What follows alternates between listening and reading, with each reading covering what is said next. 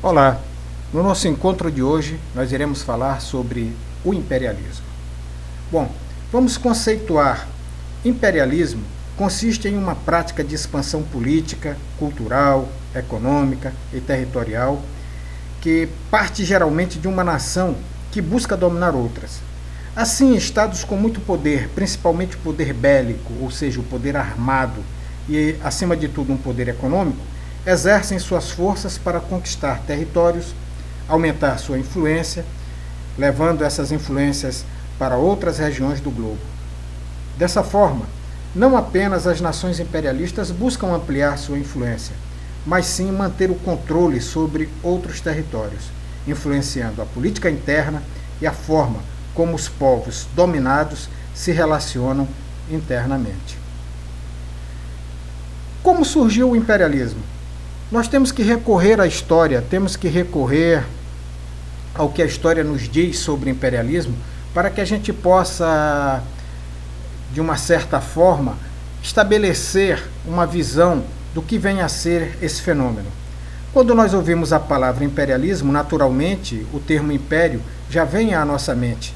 E é exatamente esse tipo de organização, como o Império Romano, o Império Babilônico, o Império Egípcio, o Império Macedônico, que exemplificam bem as práticas de uma nação imperialista. Entretanto, essa prática sofreu algumas modificações ao longo dos séculos, se adaptando à evolução e à organização internacional. Dessa forma, apesar de ser possível falar de impérios desde a antiguidade, foi apenas nos últimos séculos que as noções de imperialismo se tornaram mais próximas do que conhecemos nos dias de hoje, principalmente com o processo de expansão capitalista ao redor do planeta.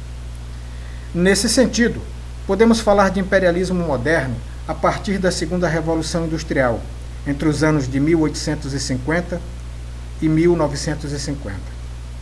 Antes disso, a prática do colonialismo era muito mais frequente, principalmente com as influências europeias nas Américas, África e Ásia. Então nós vamos ver que na segunda metade do século XIX, a expansão dos países europeus industrializados vai gerar um fenômeno histórico chamado de partilha dos continentes africano e asiático. Mas esse fenômeno não vai ficar circunscrito apenas à Europa. Nós vamos ver que esse fenômeno do imperialismo também vai ser exercido por alguns outros países. Os Estados Unidos e o Japão exercem atividades imperialistas em suas regiões de influência. No caso, os Estados Unidos em toda a América Latina. Os Estados Unidos olham a América Latina, olham o sul da sua fronteira como se fosse o seu quintal e exercem em nós outros povos latino-americanos a sua forte influência. O Japão exerceu essa influência imperialista também na Ásia, em suas respectivas áreas de influência política. A segunda revolução industrial começa a dar uma feição ao imperialismo. Esse imperialismo ele vai se sentir motivado a materializar-se por conta da busca de matéria-prima, a conquista de mercados consumidores, a acomodação de excedentes populacionais e também a estruturação de bases estratégicas, neutralizando a concorrência entre os seus pares. A busca de matéria-prima. Nós vamos ver que com a industrialização desses países que se tornaram imperialistas, vai haver uma corrida muito grande em busca de matérias-primas localizadas em outras regiões do globo. E um país rico, mas incapacitado de se defender, torna-se uma presa muito fácil dentro desse jogo bruto. É uma presa muito fácil. Imaginem uma savana africana, imaginem uma zebra e um grupo de leões acossando essa zebra para poderem se alimentar. Basicamente o imperialismo é isso, é uma verdadeira lei da selva, ou seja, as nações que são ricas, mas que não possuem capacidade bélica, não possuem capacidade organizacional para se defenderem das investidas imperialistas, se tornam presas fáceis. Uma outra coisa que incentivou bastante a corrida imperialista foi a conquista de mercados consumidores. Dentro do sistema capitalista, o mercado consumidor é peça essencial nesse quebra-cabeça. os países industrializados fabricam, mas precisam dar vazão aos produtos fabricados e ganharem dinheiro e acumularem capital com isso. Outra coisa muito importante também, um outro fator importantíssimo, é a acomodação de excedentes populacionais. Muitas vezes esses países imperialistas têm problema de superpopulação e, para dar vazão a essa população, eles utilizam-se de colonizar outras áreas do planeta. E a estruturação também das bases estratégicas, com o imperialismo sentando essas bases, automaticamente esses países buscam neutralizar os seus concorrentes dentro dessa corrida imperialista. Um artifício, melhor dizendo, diplomático, uma justificativa para parecer bonito aos olhos do mundo, para que os países imperialistas não deixem transparecer a imagem daquilo que realmente são, invasores, ladrões. Eles criam justificativas. Uma dessas justificativas, já surgida no século XIX, foi a chamada missão civilizadora, muito parecido com as chamadas intervenções humanitárias que acontecem nos dias de hoje.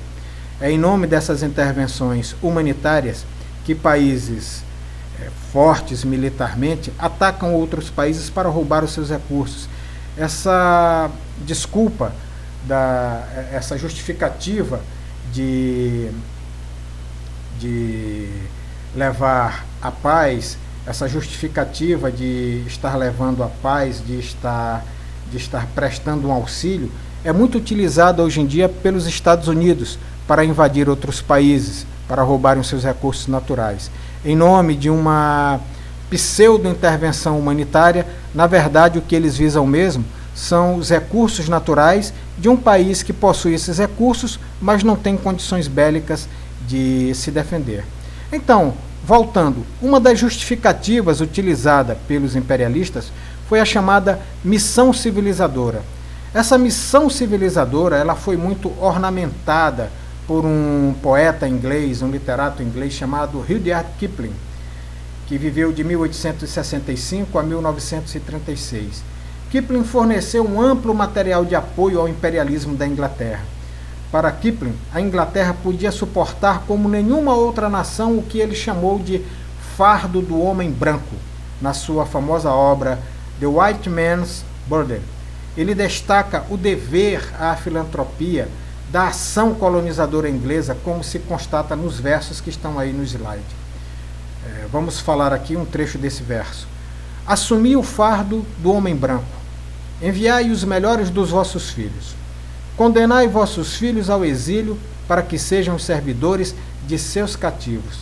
Ou seja, na esteira da invasão, na esteira da colonização para escoar os seus excedentes populacionais e também para se apoderar de jazidas e de matérias-primas de outras nações, isso vem ornamentado, vem cingido dessa justificativa. A justificativa de que não, a Inglaterra estava indo lá, atacando a África, invadindo determinado local da África, não para roubar, não para saquear, mas para levar a civilização.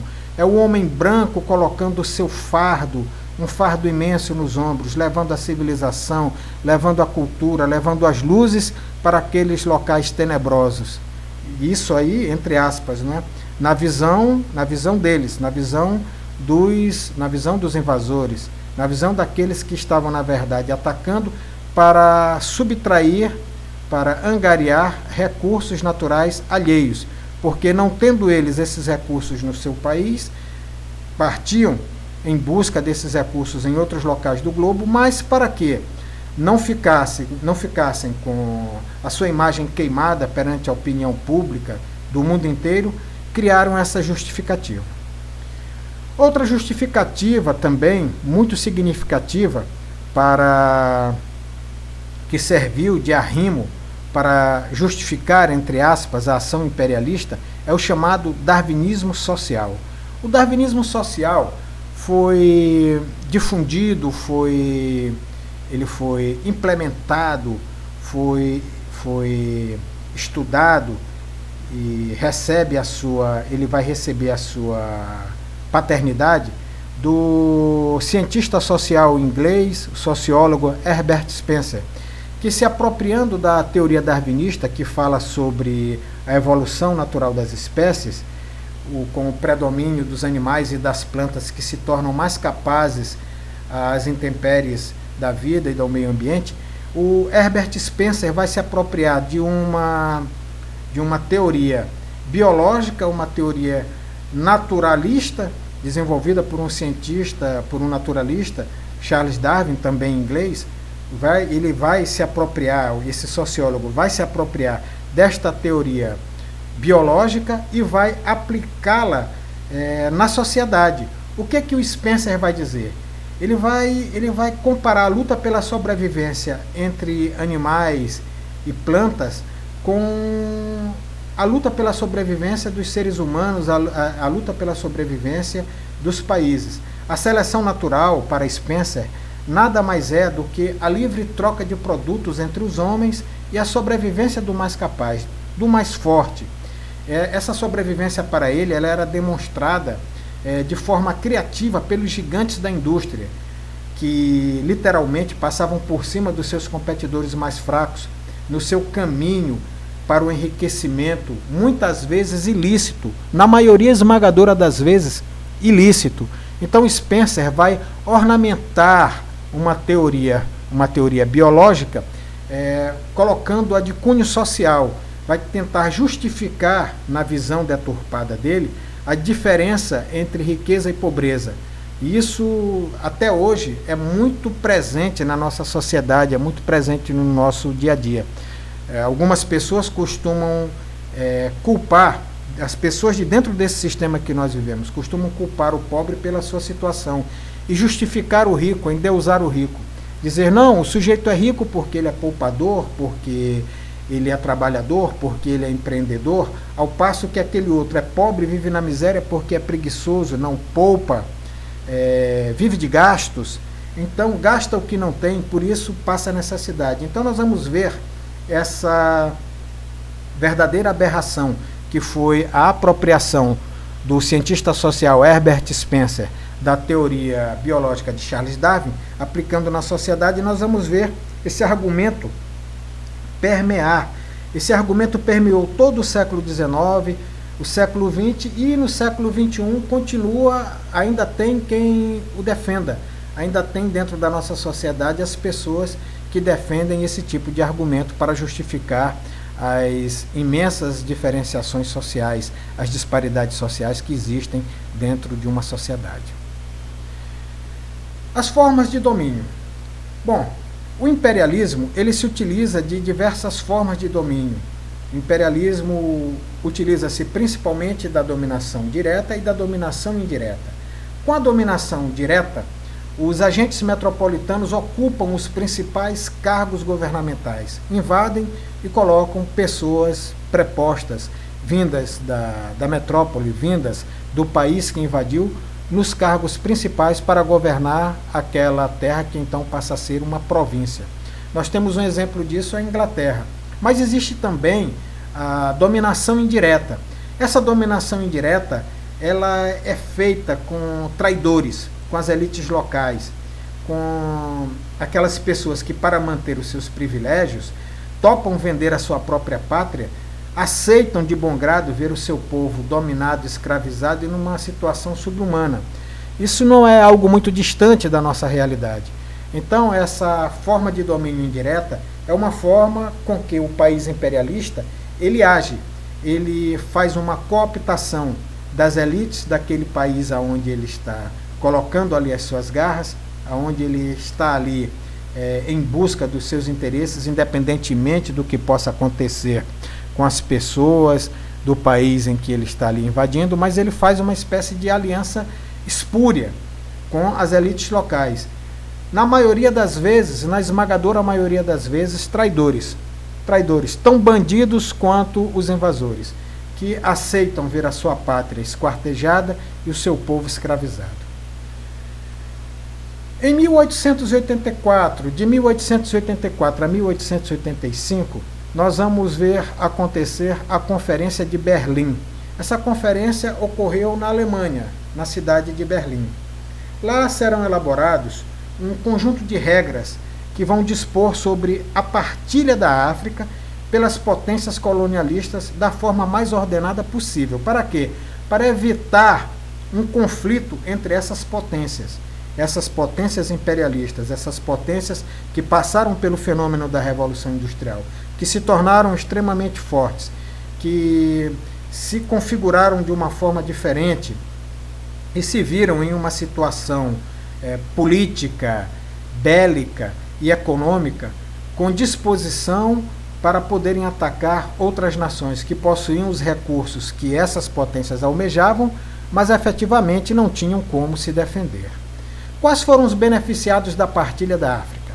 Foram os seguintes países: Inglaterra e França, que ficaram com a maior parte dos territórios. Nós vamos ver também Holanda se beneficiando dessa partilha, a Bélgica. Vamos ver que alguns países europeus industrializados, fortemente industrializados, se beneficiaram dessa partilha do continente africano. Os africanos estavam lá vivendo a sua vida tranquilos e nem passando pelos seus problemas, lógico. A gente fala tranquilo, é uma forma assim de resumir, de falar resumidamente, mas vivendo o seu dia a dia, o seu cotidiano, e nem sequer imaginavam que a sua sorte estava sendo decidida a milhares de quilômetros dali, em um outro continente. Falaremos também do imperialismo estadunidense que é exercido principalmente aqui na sua área de influência maior, que é a América Latina, que, como eu já falei para vocês, é vista pelos americanos como o seu quintal. Em 1823, o presidente norte-americano James Monroe, ele profere uma doutrina, um corolário, ou seja, um conjunto de ideias, onde ele vai dizer de forma bem clara: a América para os americanos. Num primeiro momento, essa doutrina Monroe, ela passa a ideia de que os Estados Unidos irão apoiar todos os países da América Latina contra possíveis intervenções imperialistas europeias. Mas, na verdade, o que está nas entrelinhas dessa proclamação, e que não está nem tanto nas entrelinhas, é quase que explícito, é que essa América para os americanos, pronunciada pelo presidente James Monroe, é a América para os americanos do norte, mais especificamente os estadunidenses. Nós vamos ver também uma série de doutrinas, uma série de ideias que passou a receber o nome de Corolário Roosevelt, ou política do Big Stick, ou política do grande porrete. Significa o que? A intervenção dos Estados Unidos em todos os países da América Latina para impor a sua vontade política e também para saciar os seus interesses, em busca dos seus interesses. No bojo de tudo isso, nós vamos ver a Guerra Hispano-Americana, acontecida entre 1898, em que os Estados Unidos derrotaram a Espanha e tomaram as Filipinas, tomaram territórios espanhóis. Nós vamos ver também a imposição da Emenda Platt, com a intervenção dos Estados Unidos na ilha de Cuba. Essa Emenda Platt, ela coloca na Constituição cubana o direito e a prerrogativa dos Estados Unidos intervirem em Cuba a hora que eles acharem que devem intervir, no momento em que eles acharem que devem intervir. Essa foi uma excrescência, um dos motivos que levou à Revolução Cubana.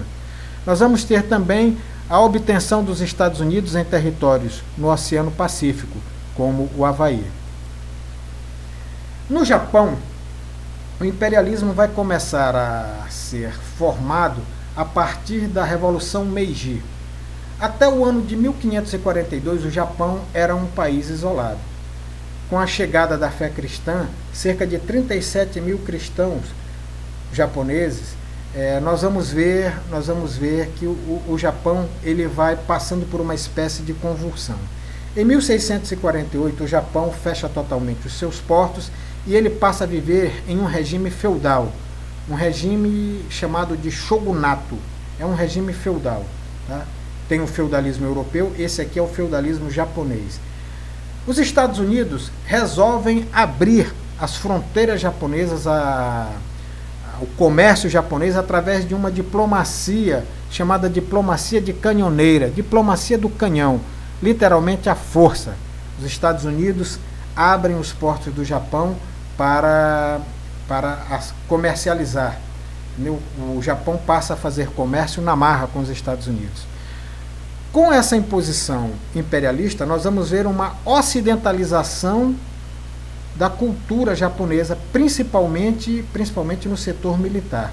Os japoneses começam a copiar a fórmula que eles perceberam que estava fazendo com que países industrializados se tornassem imperialistas. O Japão se sentiu bastante tentado para entrar nessa aventura. É despertado assim um forte nacionalismo pós-abertura do Japão.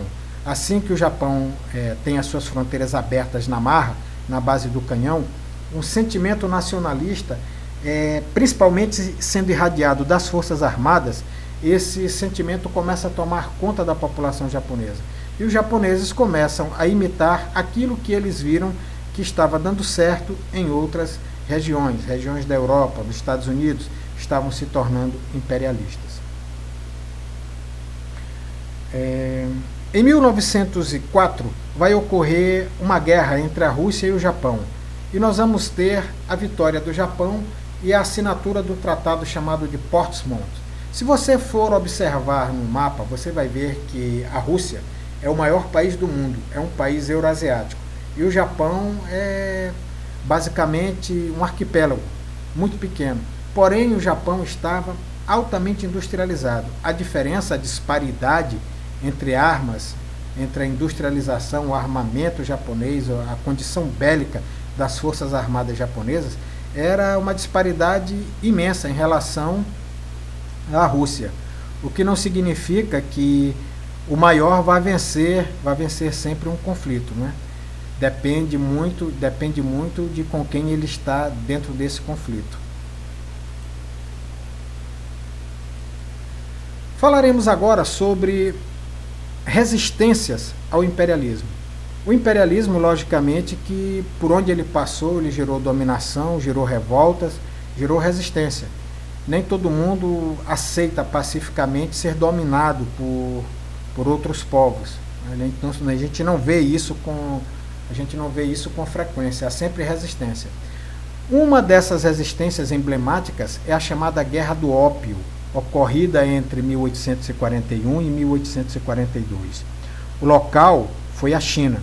Os motivos: a dominação inglesa sobre a produção do ópio termina forçando o mercado chinês a absorver o produto. O vício se dissemina entre toda a população. Ora, a população chinesa é imensa.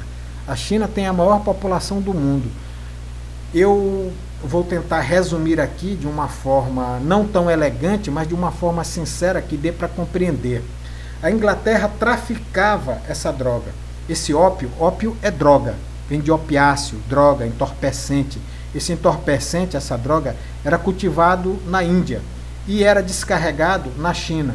Então, a Inglaterra, que tinha a Índia como a sua colônia e também tinha forte influência também na China, influenciava a China fortemente politicamente, nesse momento estava exercendo um imperialismo muito violento na China. A Inglaterra descarrega esse ópio na China e o vício se dissemina em toda a população chinesa. Isso é uma coisa inominável e logicamente que vai ocorrer aí uma revolta muito grande. As consequências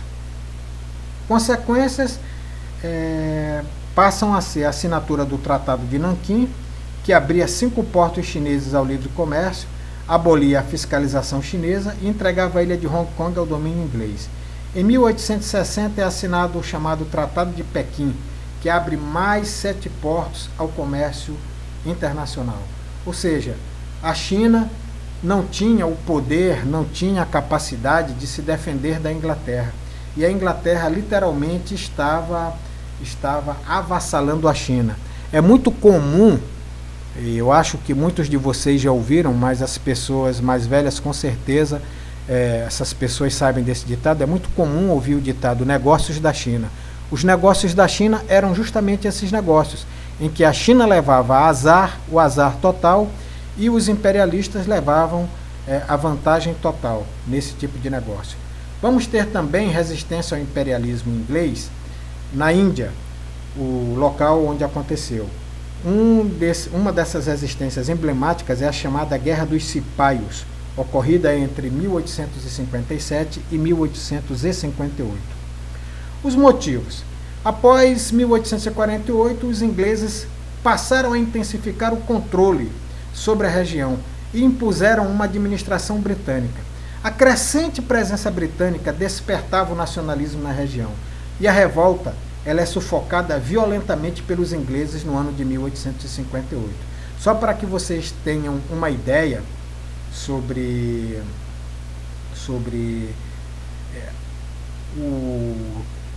o grau de revolta dos indianos em relação à Índia, porque os indianos sofriam inclusive racismo dentro da sua própria terra. Se um indiano, só um exemplo, um indiano vem em uma calçada e ele cruza com um inglês, um homem branco, em uma calçada, o indiano é obrigado a descer da calçada e andar pela sarjeta para deixar a calçada livre para que o homem branco possa caminhar. Então os indianos sofrendo, inclusive, além de todo o roubo, todo o saque da sua matéria-prima, servindo de mercado consumidor para escoamento da produção britânica, ainda sofriam de racismo dentro da sua própria terra. As consequências disso. Após a revolta, a Índia passa a ser colônia britânica, também a Inglaterra se utilizando da diplomacia do canhão, a famosa diplomacia canhoneira. Vamos falar também sobre a Guerra dos Bóeres, ocorrida entre 1899 e 1902, local Colônia do Cabo, na África do Sul. Motivos: atritos entre holandeses e alemães que viviam na região de Joanesburgo. Após a descoberta de ouro e diamante na região, houve uma grande migração para essa área, e o forte interesse inglês na região e a resistência dos africândaras fez o conflito eclodir. Consequências: vitória da Inglaterra, fundação da União Sul-Africana no ano de 1910.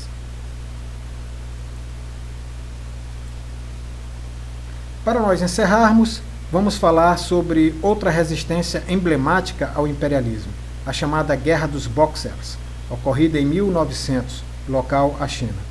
Motivos da Guerra dos Boxers foi o forte nacionalismo chinês. A China já tinha o objetivo de se livrar de qualquer forma de influências estrangeiras. Já não suportava mais. Logicamente, vanguardas políticas surgiam ali, as próprias pessoas já estavam esmagadas por demais, já não suportavam mais o jugo. Então, vai surgir aí um forte nacionalismo chinês com o objetivo de expulsar os invasores de sua terra. E uma rebelião acontecida acaba matando inúmeros estrangeiros e tem como represália a formação de uma força expedicionária internacional, composta por Inglaterra, França, Alemanha, Estados Unidos, Rússia e Japão. Tá? Uma frente, uma coalizão de países que puniram drasticamente a China por causa da chamada Guerra dos Boxers. Essa Guerra dos Boxers, como já falei para vocês, ela surge devido ao forte nacionalismo, ao pesado fardo que a China já não suportava mais, e esses boxers eram lutadores que espreitavam homens brancos, espreitavam ingleses, soldados ingleses. Geralmente, quando eles se separavam das tropas, andavam de 2 ou de 1 ou 3 ou até 4, mas contanto que não fosse uma tropa, eles eram atacados por lutadores chineses. Lutadores chineses, detentores de artes marciais, geralmente moíam esses caras, né? Então, o que aconteceu? Aconteceu que, por causa dessas mortes, que foram muitas, as mortes de invasores imperialistas, formou-se essa coalizão internacional, composta por Inglaterra, França, Alemanha, Rússia, Estados Unidos e Japão. E as consequências é que a China termina sendo subjugada e acaba fazendo mais concessões aos países imperialistas. Bom, assim nós terminamos a nossa exposição de hoje, dando uma breve pincelada, uma explanação sobre o que é o imperialismo e as suas consequências. Nas próximas aulas em que nós retornarmos a esse assunto, nós falaremos sobre o imperialismo na África e na Ásia. A todos vocês, um forte abraço e até o nosso próximo encontro.